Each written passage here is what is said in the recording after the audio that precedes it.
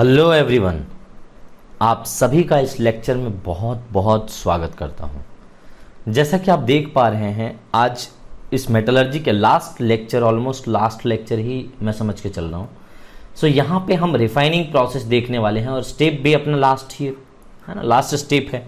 सारे प्रोसेस हमने कर लिए हैं, है ना। पहले ओर से हम कॉन्सेंट्रेटेड ओर में पहुंचे, फिर कॉन्सेंट्रेटेड ओर से हमने मेटल ऑक्साइड बनाया, फिर मेटल ऑक्साइड से हमने रिडक्शन किया तो क्रूड मेटल मिला। फिर क्रूड मेटल मिलने के बाद, एक बार क्रूड मेटल आपको मिल गया तो क्रूड मेटल मिलने के बाद आप यहाँ पे प्यूरिफिकेशन मेथड कर रहे हैं। This is refining process, you are doing refining process, so you are getting pure metal.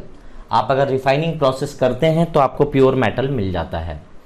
लेकिन यहाँ पे कितने सारे मेथड्स हैं रिफाइनिंग प्रोसेस के अंदर जिसके थ्रू हम रिफाइनिंग कर सकते हैं। डिफरेंट डिफरेंट मेटल के लिए हर एक स्टेप अलग अलग तरीके से सूटेबल होता है। तो चलिए हर एक मेथड्स को डिस्कशन करें, अच्छे तरीके से समझें कि क्या है वो, ठीक है। तो चलिए वन बाय वन स्टार्ट करते हैं। उसमें से सबसे पहला मैं आपको बताना चाहूँगा, दैट इज ऑक्सीडेशन। ऑक्सीडेशन एक रिफाइनिंग प्रोसेस है जिसमें हम एक आयरन को प्यूरिफाई करते हैं। आयरन के सैंपल हैं आपके पास, उसको प्यूरिफाई करना है। जो इम्प्यूरिटीज कंटेन करता है कार्बन, सिलिकॉन, सल्फर, वैसा आयरन कुछ एरिया में रहते हैं, वैसे आयरन जहां पे कार्बन डाइऑक्साइड मतलब कार्बन, सिलिकॉन एंड सल्फर जैसे इम्प्यूरिटीज उसमें मौजूद होते हो। यानी कि ये सब जो है ना एक वोलेटाइल इम्प्यूरिटीज है, यानी कि हीट देने पर ये वेपर्स के फॉर्म में उड़ सकते हैं, वैसे वाले इम्प्यूरिटीज हैं ये लोग, ठीक है। अब क्या होता है कि इस प्रोसेस में जब प्रोसेस स्टार्ट होती है तो प्योर ऑक्सीजन यहां से पास कराया जाता है, ठीक है। जब आप प्योर ऑक्सीजन जब यहां से पास कराएंगे, है ना, तो आयरन के थ्रू, जहां पे आयरन है वहां से प्योर ऑक्सीजन पास कराना, तो जो भी इम्प्यूरिटीज आयरन के साथ में एसोसिएटेड होगा, जैसे मान लीजिए कि ये सब हैं, ठीक है, तो कार्बन यहाँ पे CO2 गैस में कन्वर्ट हो जाएगा प्योर ऑक्सीजन के कांटेक्ट में आने के बाद। इसी तरीके से जब सिलिकॉन रहेगा तो सिलिकॉन प्योर कांटेक्ट के ऑक्सीजन के प्योर कांटेक्ट में आएगा, मतलब कांटेक्ट ऑफ प्योर ऑक्सीजन, तो ये बना लेगा SiO2 और ये स्केप हो जाएगा, सब भाग जाएगा, ऊपर उड़ जाएगा, ठीक है। और इसी तरीके से यहाँ पे सल्फर बना लेगा SO2। तो सभी कोई प्योर ऑक्सीजन से रिएक्शन करने के बाद ये सब गैसेस बना करके स्केप हो जाते हैं, भाग जाते हैं, जिसके कारण हम कहते हैं कि इम्प्यूरिटीज दूर हो गई। अब यहाँ पे हम बात करते हैं कि वोलेटाइल ऑक्साइड्स स्केप तो हो जाता है भैया, ये वोलेटाइल इम्प्यूरिटीज था तो चलो स्केप हो गया, भाग गया। एंड नॉन वोलेटाइल जो इम्प्यूरिटीज रह जाता है उसमें, ठीक है, नॉन वोलेटाइल ऑक्साइड्स वो स्लैग के फॉर्म में बाहर निकलता है। स्लैग क्या होता है ऑलरेडी हमने बता रखा है आपको कि फ्लक्स, है ना, फ्लक्स यानी कि वहां पे देखा जाता है कि इम्प्यूरिटीज जो होती है वो एसिडिक या बेसिक नेचर का जैसा भी आता है, एसिडिक और बेसिक नेचर का जैसा भी इम्प्यूरिटीज वहां पे मिलता है, उसका अपोजिट आपने फ्लक्स ऐड करना होता है। तो ऐड कर देते हैं तो ये स्लैग मिल जाता है। तो कुछ इम्प्यूरिटीज जो बच जाते हैं उसे हम इसी तरीके से रिमूव करते हैं, स्लैग के फॉर्म में वो बाहर निकल जाता है इम्प्यूरिटीज, राइट। सो ये था अपना ऑक्सीडेशन मेथड जिससे आप प्यूरिफिकेशन कर सकते हैं। लास्ट में क्या किया जाता है कि इसको जो है वो कवर कर दिया जाता है। यहां पे देखिए, molten metal is covered with Coke, है ना। जो भी लास्ट में आपको जो आयरन मिलता है वो आयरन क्या मिलता है, मोल्टन स्टेट में मिलता है।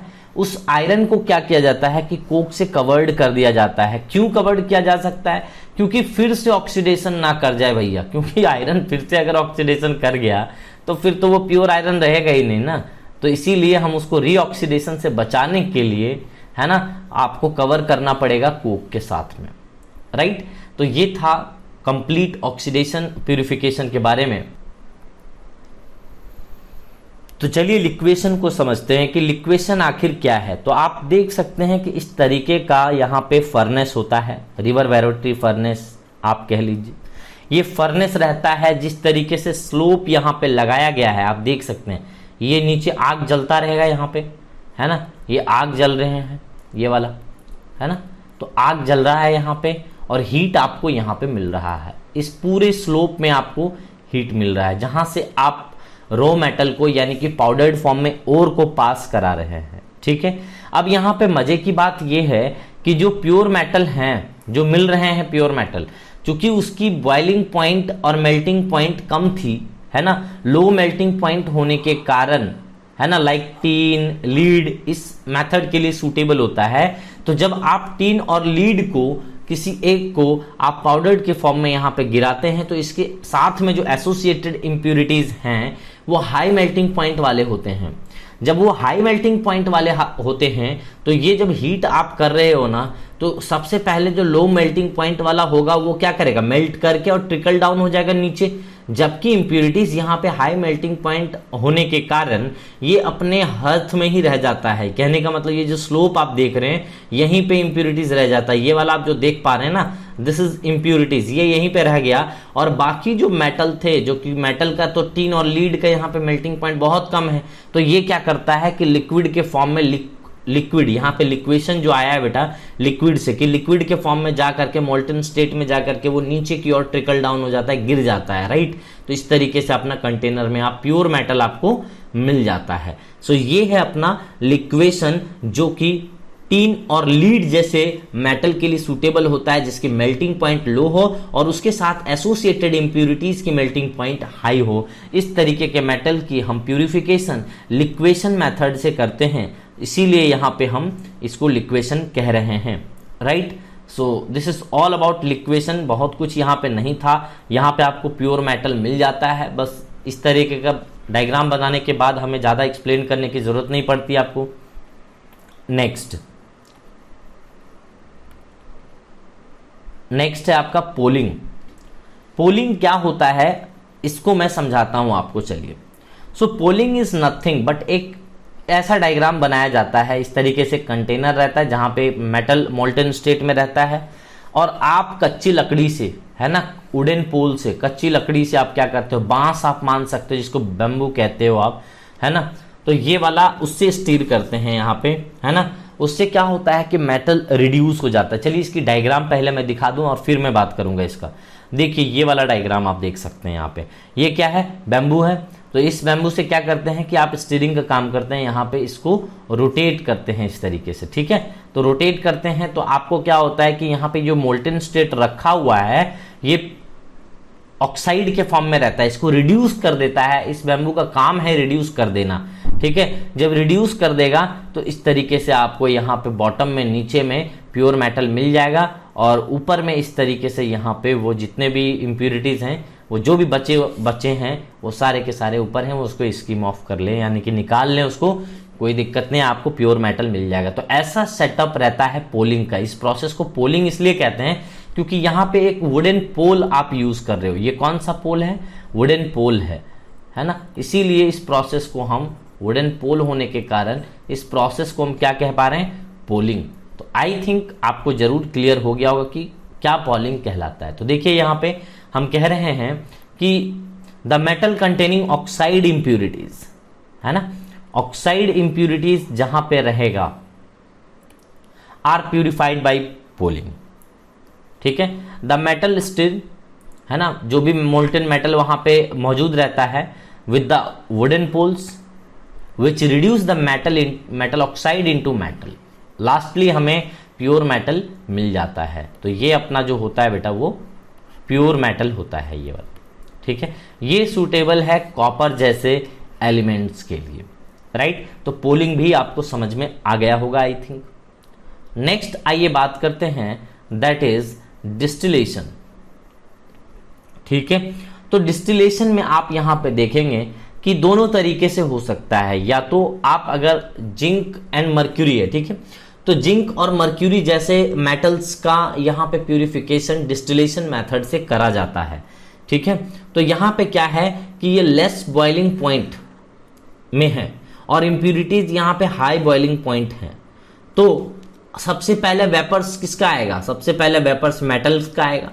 तो ऊपर अगर मेटल आ जाता है, तो एक बार वेपर बन के मेटल आ जाता है, तो हम कहते हैं कि सबसे पहले उसी को फिर कंडेंस करके मेटल में कन्वर्ट कर लेंगे। फिर अगर इसका वेपर सबसे पहले आएगा मेरे पास, तो हम इसको सबसे पहले कंडेंस करके वेपर मेटल में कन्वर्ट कर लेंगे, है ना। उल्टा भी हो सकता है ऐसा कि मेटल जो आपने लिया है डिस्टिलेशन के लिए उसकी बॉइलिंग पॉइंट हाई हो और इंप्यूरिटीज क्या हो, लो बॉइलिंग पॉइंट वाली हो। तो अगर लो बॉइलिंग पॉइंट वाली इंप्यूरिटीज होगी तो आप क्या करेंगे कि यहाँ पे इंप्यूरिटीज सबसे पहले आ जाएगा और मेटल नीचे आपको प्योर मिल जाएगा वेपर्स के फॉर्म में, यानी कि वोलेटाइल इंप्यूरिटीज यहाँ पे होंगे तो आपको वेपर्स के फॉर्म में सारे के सारे इंप्यूरिटीज ऊपर में मिल जाएंगे और ऊपर में इंप्यूरिटीज मिलने के बाद आपको नीचे बॉटम में मिल जाएगा आराम से, क्या बोलिए, मेटल मिल जाएगा, ऑब्वियस सी बात है। तो देखो डिस्टिलेशन जो मैंने पहले पढ़ाया था आपको ना, वही डिस्टिलेशन प्रोसेस अभी भी है। आप जो पहले पढ़ रखे हो क्लास 9th में 8th में, जो भी आप प्यूरिफिकेशन पढ़ रखे हो, बस यहाँ पे ये जो ग्लास का है वो फ्लास्क बस हो जाएगा, किस चीज का, मेटल का हो जाएगा, नथिंग एल्स, और कोई चेंज नहीं होने वाला है। आप वही चीज देख लीजिए, यहाँ पे सेटअप है फ्रैक्शनल डिस्टिलेशन का, है ना, या सिंपल डिस्टिलेशन, आप सिंपल डिस्टिलेशन कहिए इसको, है ना, क्योंकि फ्रैक्शनेटिंग कॉलम यूज नहीं किया गया यहाँ पे। तो यहाँ पे आपने क्या किया कि लिक्विड, यहाँ तो लिक्विड लेना नहीं है, यहाँ पे ऐसे तो मोल्टेन मेटल ही लेना है, लेकिन ये जो कंटेनर होगा ना ये ग्लास का नहीं होगा, ये ग्लास का नहीं होगा, ये मेटल का ही होगा, वैसा मेटल, लेकिन एक दूसरे से वैसा मेटल यूज किया जाएगा जो वो मेटल चिपकेगा नहीं उससे, है ना, स्टिक नहीं करेगा। तो यहाँ मोल्टेन स्टेट में मेटल लेते और इतना भयंकर हीट करते हैं, higher than its boiling point हम हीट करते हैं, बॉइलिंग पॉइंट से अब टेम्परेचर में इसको हीटिंग करते हैं सो दैट ये वेपर्स के फॉर्म में कन्वर्ट हो जाए। और वेपर्स के फॉर्म में एक बार कन्वर्ट हो गया तो इस पाइप के थ्रू यहाँ पे आएगा और ये कंडेंसर है, इस कंडेंसर से देखो यहाँ पे कि कोल्ड वाटर इन हो रहा है और आउट हो रहा है यहाँ पे क्या, हॉट वाटर। तो यहाँ पे जो भी मेटल का हीट है वो हीट को क्या कर रहा है, एक्सट्रैक्ट कर ले रहा है, कौन, ये कंडेंसर हीट को एक्सट्रैक्ट करके, और यहाँ पे हॉट वाटर निकल रहा है इसीलिए, है ना। तो अब जब मेटल यहाँ कंडेंस हो जाएगा तो यहाँ पे धीरे धीरे ड्रॉप वाइज ये आने लगेगा, यहाँ पे अगेन मोल्टेन स्टेट में आपको यहाँ पे मिलेगा ड्रॉप वाइज, फिर इसको आप थोड़ी देर के लिए सुखा लें, मतलब कूल कर दें, तो आपको प्योर मेटल पूरी तरीके से मिल जाएगा, वो भी सॉलिड स्टेट में, राइट। तो इस तरीके से purification process as it is same है बेटा, कुछ भी चेंज करने की जरूरत नहीं है आपको, जैसा पहले चल रहा था बस वैसा ही है। इलेक्ट्रोलाइटिक रिफाइनिंग, यहां पे क्या करना होता है मैं डायग्राम के हेल्प से आपको बता सकता हूं, ठीक है। तो इलेक्ट्रोलाइटिक रिफाइनिंग में ज़्यादा कुछ टेंशन है नहीं। सबसे पहले मैं बता दूं कि किसके लिए सूटेबल है वो मैं बता दूं, ठीक है। तो मेटल लाइक कॉपर बात कर सकते हैं कि कॉपर को आप इलेक्ट्रोलाइटिक रिफाइनिंग के थ्रू प्योर कर सकते हैं, जिंक को कर सकते हैं, टिन को कर सकते हैं, है ना, निकल को कर सकते हैं, इसी तरीके से सिल्वर गोल्ड को भी कर सकते हैं, सिल्वर गोल्ड को कर सकते हैं। तो these are the metals by इस मेथड से आप उसको प्यूरिफाई इलेक्ट्रोलाइटिक रिफाइनिंग से आप कर सकते हैं, राइट। तो यहाँ पे चलिए मैं आपको प्रोसेस बताता हूँ कि आखिर प्रोसेस होता कैसे है। मैं आपको बताऊं कि यहाँ पे देखिए पॉजिटिव टर्मिनल से कनेक्टेड है, तो ये ढेर सारा पॉजिटिव चार्ज इसमें भर दिए हो तो इसी के कारण इसको आप एनोड कह रहे हैं। नेगेटिव टर्मिनल से कनेक्टेड है, इसी में ढेर सारा नेगेटिव भर दिए हैं, इसीलिए आप इसे कैथोड कहते हैं, राइट। ये क्लियर। अब चूंकि यहाँ पे मेटल आपने कॉपर लिया है तो जो मेटल लेते हैं उसी का सॉल्ट सॉल्यूशन आपको लेना होता है, दैट इज कॉपर सल्फेट आपने लिया है, वेरी गुड। ये कॉपर सल्फेट चूंकि इलेक्ट्रोलाइट है तो इलेक्ट्रोलाइट का काम क्या है, ब्रेक हो जाना, यहाँ पे ब्रेक हो गया, राइट। एनोड में हमेशा क्या होता है बेटा, ऑक्सीडेशन होता है, एनोड में ऑक्सीडेशन होता है, यानी कि क्या होगा कि कॉपर अपने 2 इलेक्ट्रॉन को डोनेट करके सॉल्यूशन में आ जाता है ना, 2 इलेक्ट्रॉन को डोनेट करके ये कॉपर, ये जो न्यूट्रल कॉपर है, ये न्यूट्रल कॉपर सॉल्यूशन में आ जाएगा 2 इलेक्ट्रॉन को डोनेट करने के बाद। और उसी तरीके से जो यहाँ पे सॉल्यूशन में जो कॉपर है 2+ के चार्ज में, राइट, वो 2 इलेक्ट्रॉन को यहाँ पे एक्सेप्ट करके इस एनोड कैथोड पे 2 इलेक्ट्रॉन को एक्सेप्ट करके यहाँ पे कॉपर में कन्वर्ट हो जाता है। तो धीरे धीरे हो क्या रहा है कि यहाँ से कॉपर निकल रहा है, इस जगह से कॉपर निकल रहा है और जा रहा है कॉपर कहाँ पे, यहाँ पे। तो फाइनली होगा क्या, फाइनली ये होगा बेटा कि कॉपर जो है वो चारों तरफ इसके यहाँ पे लेयरिंग कर लेगा, इस तरीके से कॉपर यहाँ पे चारों तरफ आ जाएगा और ये धीरे धीरे धीरे धीरे धीरे धीरे ब्रेक हो जाएगा, ये पूरा का पूरा टूट जाएगा यहाँ से। और जो भी इंप्यूरिटीज होते हैं वो इंप्यूरिटीज बॉटम में यहाँ पे बैठ जाते हैं, ऐसा करके देखो ये इंप्यूरिटीज जो दिख रहे हैं यहाँ पे नीचे बॉटम में, वो बॉटम में यहीं पे बैठ जाते हैं कीचड़ के तरह, ठीक है, जिसके कारण हम यहाँ पे इसको कहते हैं इंप्यूरिटीज यहीं पे धंस जाता है और सॉल्यूशन में डिसॉल्व कौन होता है, सिर्फ और सिर्फ कॉपर। बाकी इंप्योरिटीज नीचे नीचे नीचे नीचे इस तरीके से बैठ जाते हैं। तो यहाँ से बहुत प्यूरिफाइड वाला आपको मिल पाता है मेटल। तो यहाँ पे जो नीचे बॉटम में कीचड़ की तरह जो लग रहा है आपको देखने में, नीचे जो गिर गया इंप्योरिटीज, इसी को हम कहते हैं बेटा एनोड मड। चूंकि ये मड जो कलेक्ट हुआ है वो एनोड से हुआ है, इसीलिए हम इसको एनोड मड भी कहते हैं। तो हमने ये प्यूरिफिकेशन मेथड भी आपको समझा दिया, इलेक्ट्रोलाइटिक रिफाइनिंग, है ना। सो इलेक्ट्रोलाइटिक रिफाइनिंग में यही प्रोसेस है। और यहाँ पे कॉपर, जिंक, टीन, निकल, सिल्वर, गोल्ड जैसे मेटल को यहाँ पे हम कहते हैं कि ये प्रोसेस इसके लिए सूटेबल होता है। कौन सा प्रोसेस कहाँ होता है ये भी मैंने डायग्राम के हेल्प से आपको बता दिया है। तो आइए अब हम यहाँ पे जोन रिफाइनिंग समझ सकते हैं। इसको हम जोन रिफाइनिंग कहते हैं। जो डायग्राम आपको यहाँ पे दिख रहा है ये एक जोन रिफाइनिंग है ना। Why we call it zone refining, क्योंकि यहाँ पे एक पर्टिकुलर जोन में रिफाइनिंग प्रोसेस चलता रहता है। कैसे चलता है सर, आइए तो देखते हैं जोन रिफाइनिंग क्यों नाम पड़ा, कैसे पड़ा। यहाँ पे आप मेटल को इस तरीके से आप लेते हैं, राइट। ये आपका मेटल रॉड है ना। तो इम्प्योर जर्मेनियम रोड यहाँ पे ले रखा है, किसी भी तरीके का मेटल रॉड आप यहाँ पे ले लीजिए, है ना। तो जब आप यहाँ पे मेटल रॉड लेते हैं, जैसे सेमीकंडक्टर को जनरली यहाँ से प्यूरिफाई किया जाता है, लाइक सिलिकॉन, जर्मेनियम, गैलियम, है ना। तो यहाँ पे हम बात कर लें तो आप कह सकते हैं कि आप इस तरीके के एग्जाम्पल को सिलिकॉन, जर्मेनियम, है ना, गैलियम, ये सारे एलिमेंट को आप इस मेथड से प्यूरिफाई कर सकते हैं। तो यहाँ पे इसने जर्मेनियम का रॉड यहाँ पे लिया हुआ है। अब क्या होगा कि ये जो हीटर है ना, ये हीटर जो है यहाँ पे जहां पे भी जाएगा ये सर्कुलर हीटर कहलाता है। क्या कहलाता है, सर्कुलर हीटर। और यहाँ पे आपने इस तरीके से यहाँ पे हीटर यहाँ से स्टार्ट किया चलाने के लिए, यहाँ से, तो ये धीरे धीरे धीरे धीरे आगे की ओर मूव करता है। और जहां पे भी जाता है ना, तो ये पूरी तरीके से जो इंप्यूरिटीज को क्या करता है, मोल्टन स्टेट में ले आता है। आप देख सकते हैं सरफेस में उठा करके मोल्टन स्टेट में ले आया। और अपने साथ में जैसे जैसे ये आगे बढ़ता है, जैसे जैसे इस डायरेक्शन में हीटर आगे बढ़ता है, ये मोल्टन मेटल को देख रहे हो, मोल्टन, ये जो यहाँ पे मोल्टन मेटल जो नजर आ रहा है आपको, उसको धीरे धीरे धीरे धीरे आगे लेते चले जाता है इसी तरीके से। तो आप देख सकते हैं कि ये जो पोर्शन है यहाँ पे प्योर हो चुका है। तो यहाँ पे देख रहे हो, यहाँ पे प्योर जर्मेनियम यहाँ पे मिल चुका है ऑलरेडी। अब क्या होगा कि धीरे धीरे धीरे धीरे हीटर यहाँ पे चलता चला जाएगा, चलता चला जाएगा। तो प्योर मेटल जो है वहां पे क्या होगा कि इंप्यूरिटीज जो है वो सरफेस पे आते आते आते आते एक बार इकट्ठा हो जाएगा और ये धीरे धीरे पतला होता चला जाएगा। ये इधर इधर की ओर पतला रहेगा। ऐसे जैसे जैसे आगे जाएंगे ये मोटा होता चला जाएगा, क्योंकि सारा इंप्यूरिटीज आगे की ओर बढ़ता चला जा रहा है ना सर्कुलर हीटर के साथ में।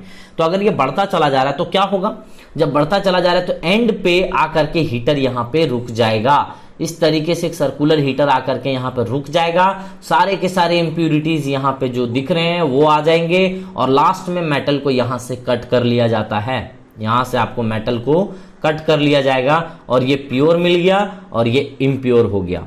अब फिर से अब आपको लगता है कि इसको प्योर करना है तो कर सकते हैं, कोई दिक्कत नहीं है, ठीक है। अलग अलग मेथड से, या फिर अलग मटेरियल बना लीजिए। जो इम्प्योर रहता है उसको अलग मटेरियल बनाया जाता है, उसकी स्ट्रेंथ ज़्यादा नहीं होती है, लेकिन इस मेथड से बनाया जाता है। तो अल्ट्रा प्योर मेटल आपको यहाँ पे मिलता है, बहुत ही मतलब बेहतर लेवल का। आपको एक तरह से आप मान सकते हैं कि ये फ्रैक्शनल क्रिस्टलाइजेशन होता है ना। ये फ्रैक्शनल क्रिस्टलाइजेशन होता है ये प्रोसेस, ये जो चल रहा है यहाँ पे, ये डिफरेंस ऑफ सॉल्युबिलिटीज ऑफ इंप्यूरिटीज और मोल्टन मेटल जो होता है ना, उसके बीच डिफरेंस होना चाहिए। यानी कि देखो सॉल्युबिलिटी में डिफरेंस है तभी तो यहाँ पे जो क्या है, जो इंप्यूरिटीज है वो ऊपर आ जा रहा है और इसकी सॉल्युबिलिटी थोड़ा सा यहाँ पे कम है मेटल की, तो ये नीचे ही रह जा रहा है बॉटम में। जबकि इंप्यूरिटीज की सॉल्युबिलिटी ज्यादा है तो वो ऊपर में फ्लोट कर रहा है तुरंत सॉल्युबल होकर के, और इंप्यूरिटीज के फॉर्म में आगे मोल्टन स्टेट में आगे की ओर मूव कर जा रहा है, राइट। तो किसके लिए सूटेबल है ये भी आपको याद रखना है, this is very very important. तो ये था अपना zone refining, this is all about zone refining. तो आगे बढ़ते हैं।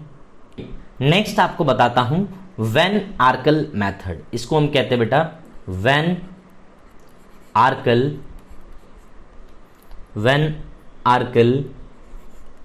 मेथड। एक और नाम से इसे जाना जाता है, that is vapour phase refining. Vapour phase refining. तो आप यहां समझ सकते हैं क्यों वेपर फेज रिफाइनिंग कहते हैं, क्योंकि यहां पे मेटल को पहले वेपर स्टेट में लाना होता है, ठीक है, और वो कॉम्प्लेक्स कंपाउंड बनाता है वेपर फेज में, और तब जा करके उसको फिर से मेटल के फॉर्म में लाया जाता है। तो देखिए जैसे टाइटेनियम मान लीजिए, यूरेनियम मान लीजिए, जिरकोनियम मान लीजिए, ऐसे मेटल्स यहाँ पे सूटेबल होते हैं। थोरियम मान लीजिए, है ना, ऐसा मेटल यहाँ पे सूटेबल है। तो किसके लिए सूटेबल है ये भी जानना जरूरी है। तो टाइटेनियम आप जान सकते हैं, जिरकोनियम आप समझ सकते हैं, थोरियम समझ सकते हैं, है ना, ये सब मेटल के लिए, यूरेनियम समझ सकते हैं। तो ये सभी मेटल का प्यूरिफिकेशन इसी मेथड से किया जाता है, van Arkel method. This is very very important type of purification, ठीक है। तो यहाँ पे क्या होता है समझिएगा। तो यहाँ पे आप क्या करते हैं कि सबसे पहले इम्प्योर टाइटेनियम लेते हैं, और इस इम्प्योर टाइटेनियम को आयोडीन के साथ में आप क्या करते हैं, मिक्स कर देते हैं। जब आप आयोडीन के साथ में इसको मिक्स करते हैं तो एक कॉम्प्लेक्स कंपाउंड बनाता है, दैट इज Ti4। टाइटेनियम का I4 का एक कॉम्प्लेक्स कंपाउंड बना लेता है, और इस कॉम्प्लेक्स कंपाउंड को बनाने के बाद यहाँ पे आप देख रहे हैं कितने डिग्री सेल्सियस में, 500 केल्विन में ये वाला रिएक्शन हो रहा है। तो 500 केल्विन में ये बना, एक स्टेबल कंपाउंड बना। अब इस स्टेबल कंपाउंड को तो तोड़ना टफ होगा, लेकिन तोड़ा तो जा ही सकता है, ऐसा नहीं है। तो आप बहुत ज्यादा एनर्जी प्रोवाइड करा देते हैं तो टूटता है ये। Ti4 को फिर से आप क्या करते, देखो सिंपल सा कहने का मतलब है कि कभी भी केमिकल रिएक्शन होता है तो केमिकल रिएक्शन में प्योर एलिमेंट ही पार्टिसिपेट करते हैं, ना कि उसके इम्प्यूरिटीज पार्टिसिपेट करते हैं। तो यहाँ पे जो इम्प्योर टाइटेनियम है ना, वो सिर्फ और सिर्फ प्योर टाइटेनियम आयोडीन के साथ में रिएक्शन करेगा, और इम्प्यूरिटीज इससे रिएक्शन नहीं कर पाएगा आयोडीन, क्योंकि आयोडीन इम्प्यूरिटीज से रिएक्शन नहीं करेगा, है ना, सिर्फ टाइटेनियम से रिएक्शन करेगा। तो एक बार यहाँ पे टाइटेनियम ये कंपाउंड बना लिया, मतलब यहाँ पे टाइटेनियम जो है वो पूरी तरीके से प्योर है। अगर इसको ब्रेक करके हम टाइटेनियम पालें तो ये पूरी तरीके से अल्ट्रा प्योर आ जाएगा, यानी कि बहुत ही ज्यादा प्योर मेटल आपको मिल जाएगा। यहाँ पे इंप्यूरिटीज इसी तरीके से कंटेनर में ही रह जाता है, क्योंकि वो रिएक्शन करेगा ही नहीं आयोडीन से। तो यहाँ पे क्या होता है कि टाइटेनियम का Ti4 को यहाँ पे 1700 केल्विन पे इसको हीट करते हैं, और प्योर टाइटेनियम आपको मिल जाता है, आयोडीन अलग गैसियस फॉर्म में अलग हो जाता है। ये कुछ इसका यहाँ पे सेटअप है, आप देख सकते हैं। नीचे यहाँ पे पाउडर के फॉर्म में रखा हुआ है टाइटेनियम, और उसको आयोडीन के साथ में रिएक्शन कराया तो ऊपर में जाकर के यहाँ पे टाइटेनियम का गैस यहाँ पे मिलता है, ठीक है। अब टाइटेनियम का जो कॉम्प्लेक्स कंपाउंड यहाँ पे मिला, फिर इसको यहाँ पे हीट किया जाता है, कितने, लगभग 2000 के आसपास मान के चलो, है ना, 1700 या 2000 आसपास में। तो टाइटेनियम आपको सॉलिड के फॉर्म में पूरा मिल जाता है, और यहाँ पे आयोडीन को गैसेस फॉर्म में रिलीज हो जाता है, राइट। तो इस तरीके से वैन आर्कल मेथड भी आपको समझ में आ गया होगा। बहुत नेक्स्ट है वैन आर्कल मेथड और वेपर फेज रिफाइनिंग में कोई ज्यादा फर्क नहीं है, ठीक है। वैन आर्कल मेथड और मॉन्स प्रोसेस जो हमने पिछला वाला पढ़ा वो था वेपर फेज रिफाइनिंग, ठीक है। अब हम पढ़ने वाले हैं यहाँ पे मॉन्स प्रोसेस। तो ज़्यादा फर्क नहीं है, बस टेम्परेचर का फर्क है, ठीक है, बस टेम्परेचर का ओनली फर्क है, और कुछ भी दिक्कत नहीं है। यहाँ पे निकल मेटल को यहाँ पे सूटेबल होता है प्यूरिफाई कराने के लिए। तो कौन सा मेटल किसके लिए सूटेबल है ये याद रखना आपको बहुत जरूरी है। तो मैं डायरेक्ट रिएक्शन आपको समझा देता हूँ कि निकल जब कार्बोनाइल से, यानी कि कार्बन मोनोऑक्साइड इस तरीके से यहाँ पे रिएक्शन करता है, टेम्परेचर बहुत लो होता है, यहाँ पे 50 to 80 डिग्री सेल्सियस के आसपास में टेम्परेचर होता है, as compare to vapour phase refining. Vapour phase refining में तो बहुत खतरनाक टेम्परेचर देते थे हम लोग। यहाँ पे कार्बन मोनोऑक्साइड का ये वोलाटाइल एक कॉम्प्लेक्स बनाता है, जिसको हम यहाँ पे NiCO4 जानते हैं। सो वोलाटाइल कॉम्प्लेक्स एक कंपाउंड बनाता है, जिसको आप फिर से एक स्ट्रॉन्ग हीटिंग करते हैं एज कम्पेयर टू यहाँ से। तो ये लगभग 200 के आसपास में यहाँ पे डिग्री सेल्सियस, 180 डिग्री सेल्सियस के आसपास में यहाँ पे हीट करेंगे तो ये निकल आपको आ जाएगा यहाँ पे प्योर स्टेट में, और साथ में आपको 4 टाइम्स ऑफ कार्बन मोनोऑक्साइड यहाँ पे मिल जाता है, ठीक है। तो ये प्रोसेस था जिसमें आपने पूरी तरीके से समझ लिया कि क्या होता है। पूरी तरीके से रिफाइनिंग प्रोसेस हमने फुल्ली कंप्लीट कर दिया है ना। So this is all about the refining process. Now आपको मिल चुका है क्या, प्योर मेटल। अब आप खुशी मनाइए कि आपको प्योर मेटल मिल चुका है।